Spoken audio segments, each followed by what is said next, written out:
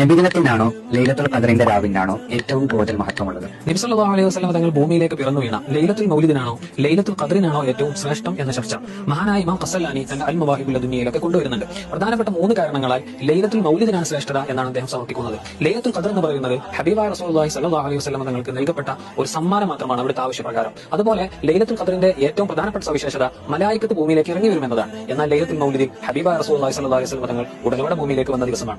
ഉസ്താദുമാർ പറഞ്ഞു വരുന്നത് ലൈലത്തുൽ ഖദറിനേക്കാൾ ശ്രേഷ്ഠതയുള്ളത് ലൈലത്തുൽ മൗലിദിനാണ് എന്നാണ്. ഞാൻ തിരിച്ച് ഞാൻ ചോദ്യം ചോദിക്കട്ടെ.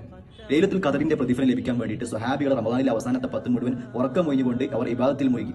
എന്നാൽ ഈ ലൈലത്തുൽ ഖദറിനേക്കാൾ ശ്രേഷ്ഠതയുള്ള ലൈലത്തുൽ മൗലിദിന്റെ പ്രതിഫലം ലഭിക്കാൻ വേണ്ടിയിട്ട് സ്വഹാബികൾ എന്താ ചെയ്തത് നിങ്ങൾ പറഞ്ഞു തരും?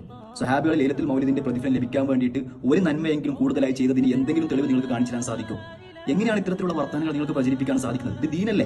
ലൈലത്തുൽ ഖദറിന്റെ പ്രതിഫലം പറയാൻ വേണ്ടി വിശുദ്ധ ഖുർആനിൽ അല്ലാഹു തആല ഒരു സൂറത്ത് തന്നെ ഇറക്കിയിട്ടുണ്ട്. എന്നാൽ ലൈലത്തുൽ മൗലിദിന്റെ പ്രതിഫലം പറയുന്ന ഒരു ആയത്തോ അല്ലെങ്കിൽ ഒരു ഹദീസോ നിങ്ങൾക്ക് കാണിച്ചു തരാൻ സാധിക്കുമോ? പറയുന്ന കാര്യങ്ങൾക്ക് എന്തെങ്കിലും ഒരു അടിസ്ഥാനം വേണ്ടേ? ഇത് ദീനല്ലേ? ദീൻ സംസാരിക്കുമ്പോൾ അത് അള്ളാഹു റസൂലും പഠിപ്പിച്ച കാര്യങ്ങളാണ്ടേ?